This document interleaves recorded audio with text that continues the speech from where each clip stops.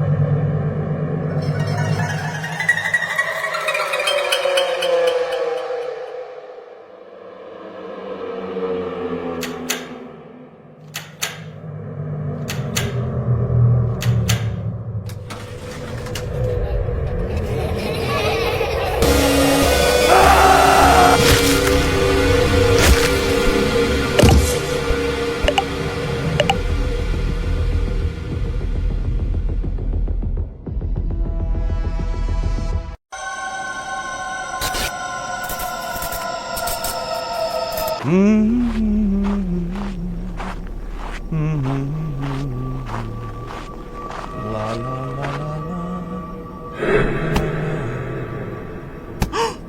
What?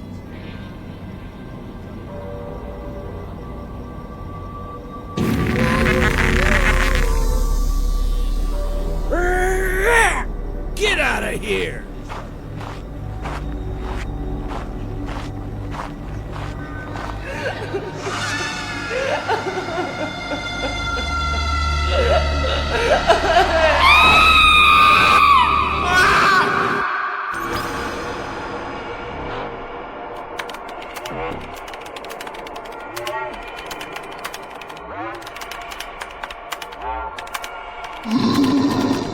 What?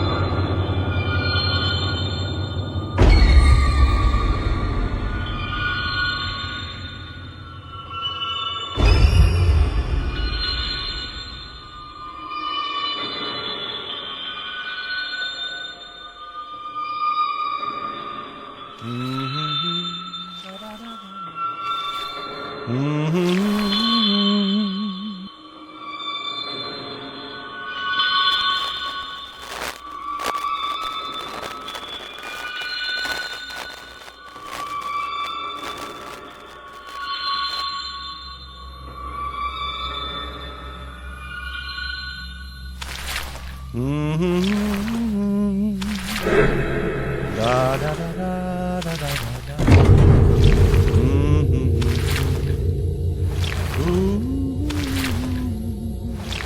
La la la la.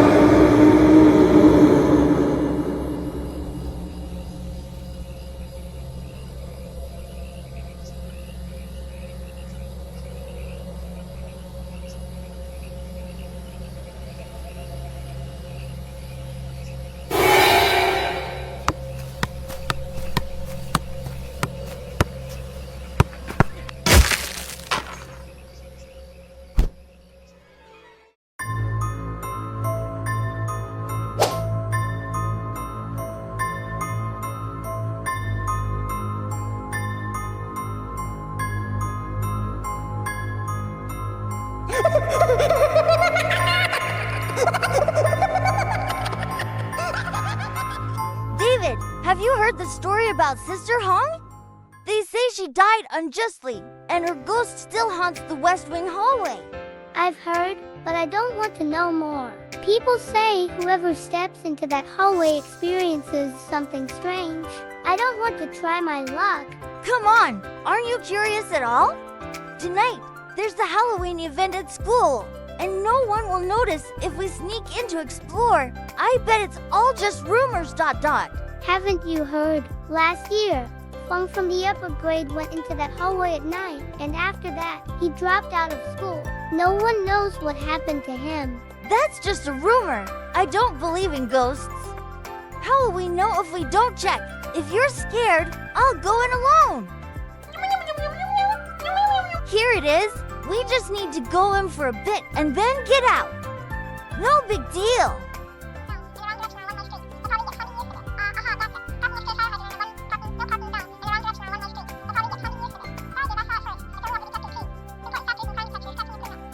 I don't feel good about this. Do you hear that? The wind sounds like someone's whispering.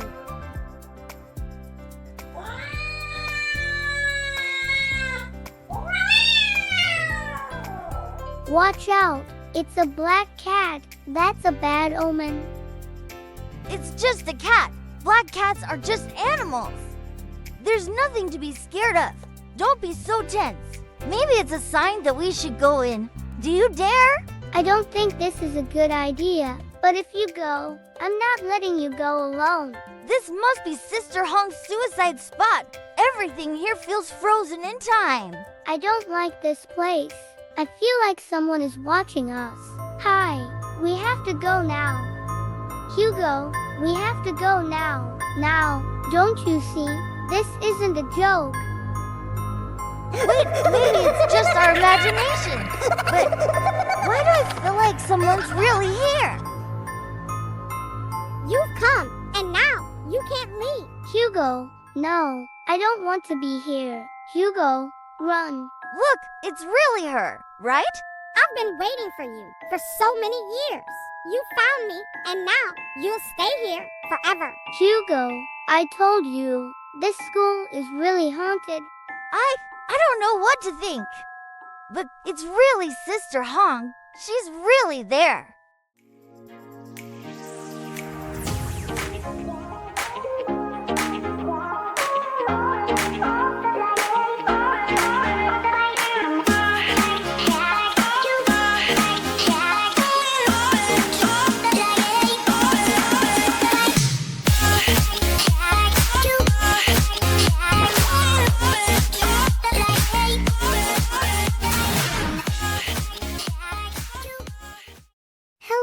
Everyone, welcome to my new video. Today, I'm going to share with you a story that my family experienced during our holiday last week. Without keeping you waiting any longer, let's dive right into it. Here's how the story begins. That beach trip was supposed to be the best vacation our family ever had. Everything started out normal. We arrived at a seaside resort to relax and enjoy the sun. My dad, Oliver, and my mom, Lily, were excited. My older brother, Ethan, just wanted to wander around. And my little sister, Mason, and I were all about building sandcastles. At first, everything was peaceful. I still remember the cool sea breeze, the gentle sound of the waves, and the golden sunlight casting across the long stretch of sand. Dad and Mom let us run out to the beach as soon as we checked into the hotel. Ethan, as usual, wanted to walk around alone, but Mason wanted to go with him this time, so I stayed with my parents. A little while later, Ethan and Mason came back to the room. Ethan was holding an old doll, and it looked really strange. The doll had glassy eyes that seemed to stare right at us, even though it wasn't moving. It wore a faded white dress, and its hair was messy and tangled from the sea air. I remember shivering a little when I looked at it, feeling an odd sense of dread. Ethan, where did you find that? I asked. I found it buried in the sand near the water, Ethan replied. not seeming to concern. Probably something someone left behind. I thought it'd be fun to bring it back. Adds a bit of mystery. I didn't like the idea at all. That doll made me uncomfortable from the very first glance. But no one else in the family seemed to feel that way. Mason looked scared, but Ethan told her not to worry. Mom and Dad just laughed, thinking we were overreacting. That night, the strange things began. I couldn't sleep. Every time I closed my eyes, I had this unsettling feeling that something was watching me. I opened my eyes and glanced over at the shelf where Ethan had placed the doll. And then I saw it. Its eyes seemed to glow faintly in the darkness. I swear it was staring right at me. Mom sat up, still half asleep, and looked over at the doll. Emma, it's just a doll. Nothing to be scared of. But she didn't understand. That doll wasn't just an ordinary toy. The next day, we all went out to the beach again. When we came back, things got even weirder. The doll, which Ethan had left on the shelf in the room, was now sitting out on the balcony. None of us had moved it. Ethan, are you sure you left the doll in the room? I asked him. Yeah, I'm sure, he said, starting to look worried himself. But everyone still tried to brush it off. Mom and Dad thought we were just letting our imaginations run wild, influenced by the spooky atmosphere of the beach. That night, while we were all asleep, I heard a creaking noise in the room. I was terrified. I looked around, and this time, the doll, it was sitting at the foot of Mason's bed.